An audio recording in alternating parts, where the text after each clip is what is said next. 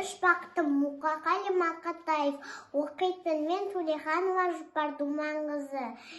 Ең бірінші бақытым халқым менің, соған берем ойымның алтын кенін. Ол бар болса, мен бармын, қор болмаймын, қымбатырақ алтыннан нарқым менің. Ал екінші бақытым тілім менің, тас жүректен тілімдеп тілім дедім. Кейде дүниеге түңілсем де, қасиетті тілімнен түңілмедім. Бақытым бар үшінші отан деген, Құдай деген кім десе, отан дерең. Отын сөнген жалғанда жан барсың ба, ойланбай-ақ кел дағы от ал менен.